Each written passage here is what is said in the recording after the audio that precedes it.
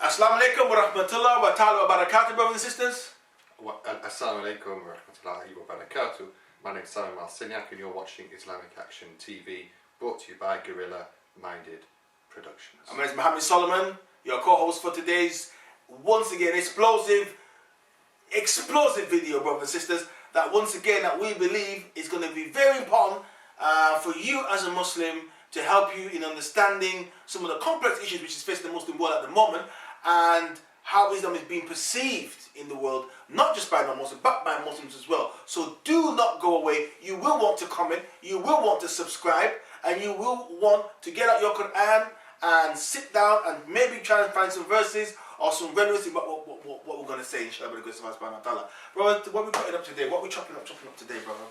Yeah, building on what we've been talking about in our Islamic Quran related classes. Okay, yes. Drilling down into some of the meanings of these words that we use and we're familiar with, and what they mean in terms of today and understanding where we are and our role and who we're supposed to be. SubhanAllah. So we've looked at this word Ummah in the past, and we've found out that it doesn't mean brotherhood necessarily. No. The actual root of the word is mothering or motherhood. Motherhood, yeah. And we've also looked at this idea of Bani Israel and this idea of clanship, of the chosen ones, the chosen people, closed societies. I'm just wondering how we can compare the two. Do we see a distortion of the word Ummah in a way that makes it parochial, in a way that makes it sectarian, in a way that's unhelpful and potentially damaging to the image of Islam and Muslims? Make it racial. Yeah. So what do we think about? Well, I think the great title would be distortion of the concept of the Ummah. Would be a great title for this particular episode. I think it would be a great title. Let's do that. I would say, from my humble opinion, that I would tend to think that somehow the word Ummah is being used as a form of othering. This word, the word Ummah, I think the word Ummah as relates to the 7th century and the Prophet Muhammad, peace be upon him, and how he saw the early Sahabas and how he saw the early Muslims. And when the Quran speaks of Ummah, I believe that in that classical Islamic context is one concept, and it's universal application, but it's within a context of people working, having a particular ideal. But I believe once in the 21st century paradigm, I think it's taken on another politicized concept, which I believe creates a kind of a religious othering and a them and us. And at the same time, if you throw in the mix with Islamophobia, and then you particularly, when you think of Islam, think of a particular race or group of people, maybe Pakistanis or Arabs or Iranians, I think that helps to more distort the concept of Ummah, and it makes this idea that somehow the word Ummah means everybody's one, and it denies the political and the social and religious and cultural realities of each different group. And I think that's the problem with it. It's a politicized concept now that bears little relationship to the real meaning of it as it's expressed in the Quran. Where do we see the roots of this? I mean, we have words today like Islamophobia, which seems to have grown up in the last few years to denote what, to my mind, is in fact just a racial aspect, a racial problem. So, for example, growing up in the 70s and 80s, we had words like Paki bashing and this sort of thing, which has obviously racial undertones and racist undertones, because it wasn't just Pakis who were bashed; it was people with the name Patel saying that sort of anybody of Asian origin, you could be Hindu, you could be a Sikh, If you look dark, then Asianish, you were getting it, and somehow this has morphed into through the words like homophobia into this idea of Islam and people of a particular race or a particular colour being equated with the Islamic religion. For example, if I was attacked on the tube, if I was verbally harassed, if I was beaten up, I wouldn't go and report that as an Islamophobic attack, because it's nothing to do with my religion. It's basically who I am and He just got attacked, and whatever, for in the wrong place at the wrong time, got attacked. But you wouldn't go along and say, okay, this was an Islamophobic attack. No, but somehow these sort of racial incidents have acquired this tag of Islamophobia, which to my mind is a bit odd. Yeah, I think what we have probably, right, Simon, is a politicization of Islam. I think to do, maybe, because I would say maybe coming from the late 80s, early 90s, after this whole idea of Paki bashing and Asians as being the other, and Asians as being almost seen as culturally alien to British values. I think that maybe in the Asian community there was this kind of, we need to identify with a stronger sense of ourselves, so we're not seen as vulnerable people who can't fight or can't defend ourselves. And I think maybe the Afghan war and what happened in Bosnia, and stirred some people to now defining Islam as this universal ummah, where if you're from Asia and you're Pakistani or you're Bengali but you're Muslim, you must all unite now. Forget the fact that you probably got more in common with a Hindu if you're Pakistani than you have with a Bengali, but yet eat the same food, just the same way, identical weddings, right? Obviously now there's a political Islam. We're fighting the West, coming from Afghanistan. Then you're fighting the Serbs in Bosnia, and then you had then obviously 9/11 came along, and that pushed people together even more. And then this whole concept of since 9/11, this fear of Islam was obviously pegged in from the term Islamophobia. Yeah, because what concerns me a bit is when you have these atrocities that happen in Paris, Belgium, and so on. It's normally people of Pakistani extraction, Bengali extraction, are brought onto these television programs to say it's nothing to do with us. Yes, it's people need to address the root causes of this, government discrimination, etc., etc., etc., whatever it is. Yes. Then they're wheeled on and they're wheeled off, and that's the less you hear from them until the next incident when they're brought on again. And it's like a sort of a hamster in a wheel. It's just going round and round in circles and not really getting anywhere. And all you're doing is, it seems to be, is that these racial groups are creating a siege mentality, giving it a label of Islam, and creating this their own identity for themselves. I totally agree with that. I think that's exactly what's happening. I think that's exactly what's happening. I think that what you have is because they wouldn't get anybody like you or me onto these. No, they wouldn't. For some reason, why not? To say can you explain Brussels to me? No, because we don't fit the racial profile. We don't fit the stereotype of what a Muslim is. Yeah. Well, that's not side grips on my part. It's not as though I want to get No. It's just an observation. It's an observation. And it's interesting. It is. You don't get reverts. If I can use that onto these programs to put our point of view across, because we don't fit the mould. The mould, yeah. I think that is the case. I think there is a concept that certain cultures or groups, particularly I would say Pakistanis, I'm not Paki bashing on this one in terms of picking on Asians, so Pakistanis, but let's be honest with you, they seem to be the ones that are usually, or Asians, Indian Muslims, are the ones that usually put up there as somehow having some special, like the Jews in a way, some special knowledge of Islam, or it's this racial ownership. It's like ownership. We own Islam. We're the it's our of thing, Islam. And when you're coming into our thing. I mean, I remember watching a documentary on Islam in Bradford, and this little white girl, she recited Fatiha, and the Asian fast food restaurant owner said, "I can't believe it. A white person, she knows our religion. She can say it from our book. Like, there's no white people in Islam." Like, he was shocked that she could, which is totally stupid, but that's the kind of thing that we're in at the moment. So it's like, if I criticize Islam, so if I criticize Muslims for their actions, then it's, oh, you're homophobic. And I think the fact that we use this, Islamophobic, and I think the fact that you're using these words, let's not deny the fact, amongst Muslims, amongst certain groups like the Salafists and the Wahhabis, and we're not saying every Salafist is a terrorist, but every terrorist is a Salafist and a Wahhabist, let's be honest. For you to simply say, oh, it's crippled, push it all over with Islamophobia, then you're denying the reality of the fact that there is a virulent group of people who claim to be Muslims, that Daesh, who are using Islam to commit heinous acts. Yes, we know the CIA, yes, we know Mossad, yes, we know MI6, all these groups are helping to fund some of these crazy nuts and legitimize their nonsense. But at the same time, there is this issue, and we can't keep on glossing it over as if someone, like we said, why are we not boycotting Hajj? Yeah. Why are we not? We talk. Why are we not? Why are we see? We see the Saudis invade Yemen. They're killing men, women, and children. They're slaughtering Muslims Bombing. in Yemen. Bombing The same way that Israelis do in Gaza. In Gaza. What's the difference? What's the difference? But we march and outrage and want to boycott Israel over Gaza. And see the same evil and say nothing that's happening by the Saudi regime. We should be boycotting because a bullet.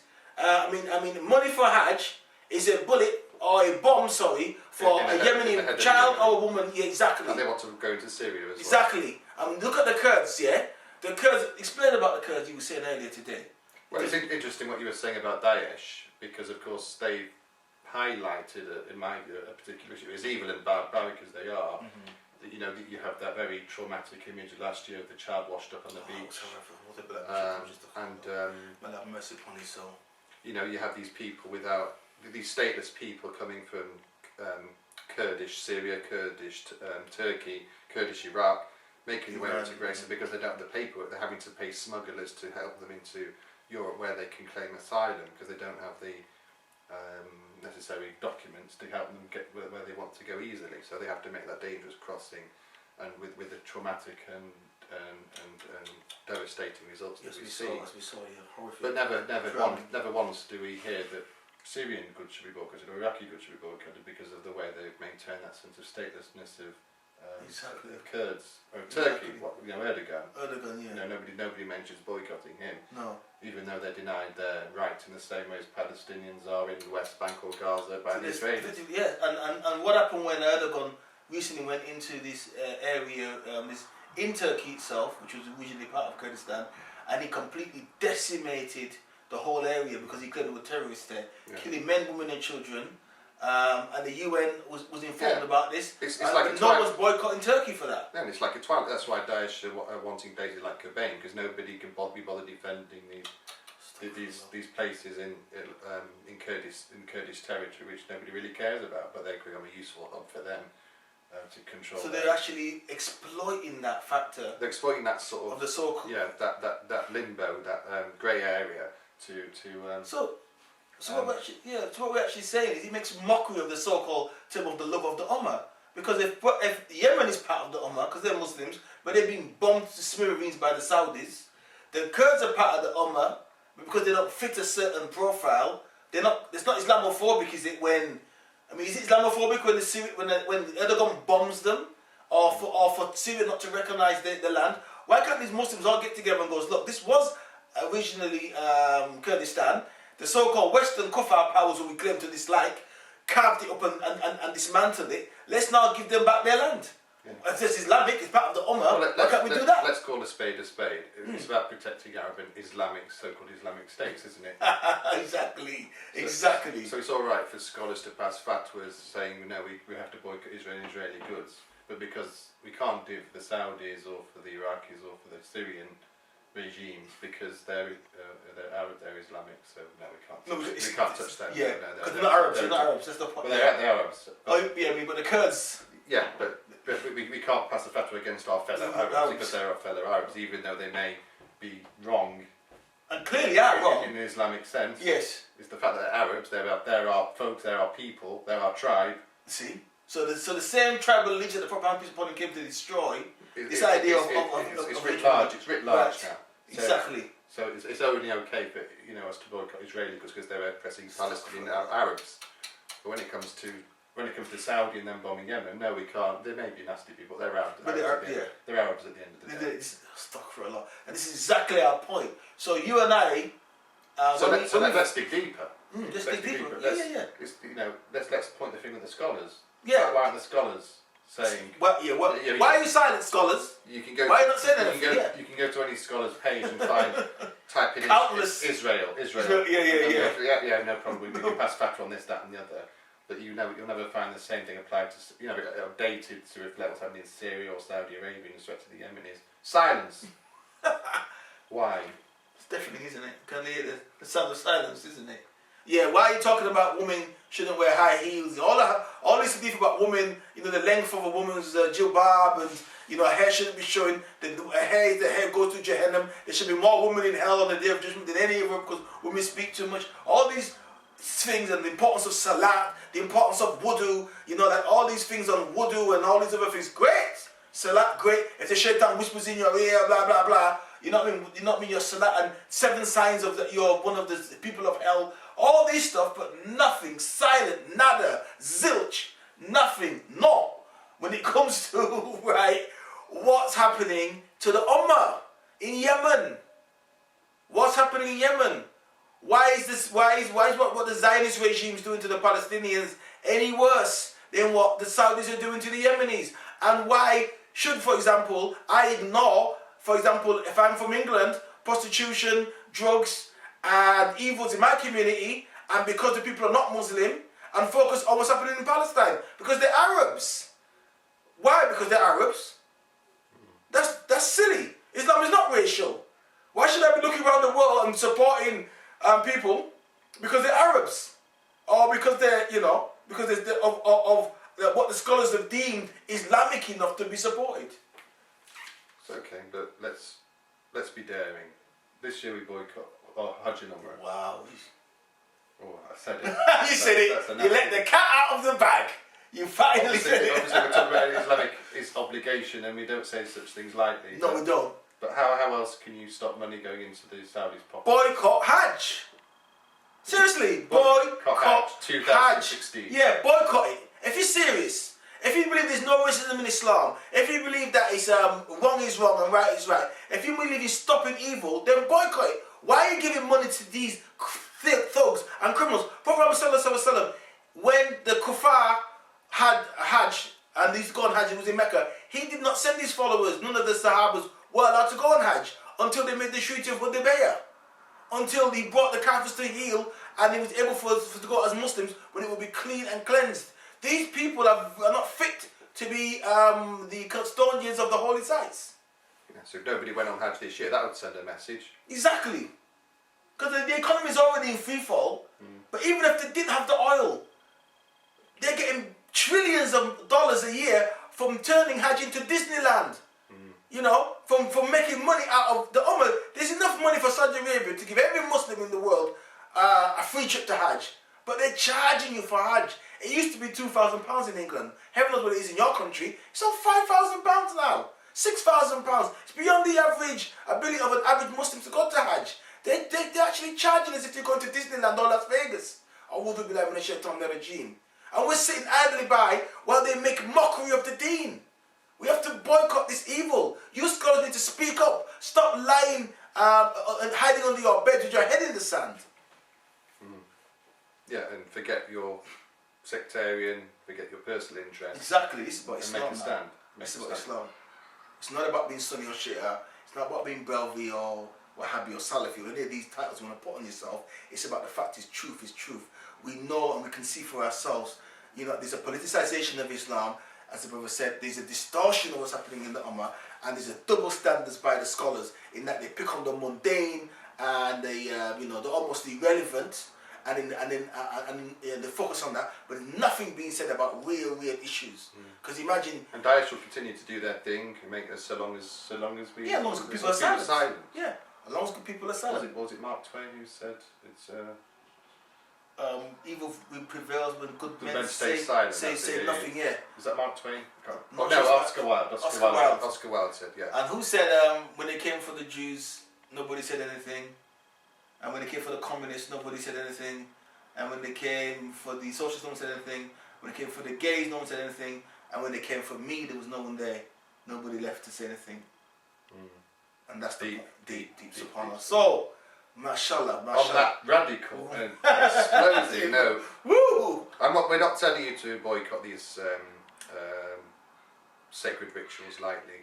No, we're not. Trust me, it's something to bear in mind. Yes, to think definitely. About. It's something we need: bold, audacious, radical ideas, because that's what the enemies of Islam are doing. They're not coming out as tiptoeing through the tulips or pussyfooting around. They're using massive weapons of mass distraction to paint Islam as a way of life of evil, and we know that's not the case. But unless we fight back with the tools that are at our disposal, And we're not saying through violence, but what we're saying is through a boycotting. Just as the apartheid regime was fell apart through boycotting, through a worldwide unity, like Occupy do, we need to unite with forces who can help to bring about a change.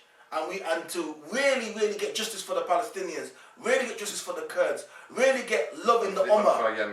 And for the Yemen brothers and sisters, really get love amongst them. We need to start doing radical things. So we haven't scared you, but if we have just said anything that's going to help Islam to be seen in a positive light, that is our main goal. So, brothers and sisters, please stay safe. Keep on praying to Allah subhanahu wa ta'ala for all your wishes to come true. And until we meet again, we'd like to leave you in peace as we met you at the beginning of this video. So for me, Mohammed Solomon, take care. Please subscribe to the channel. Please email us and let us know your comments. And we'll see you again on another explosive episode. Assalamu alaikum wa rahmatullahi wa barakatuh. Assalamu alaikum wa rahmatullahi wa barakatuh.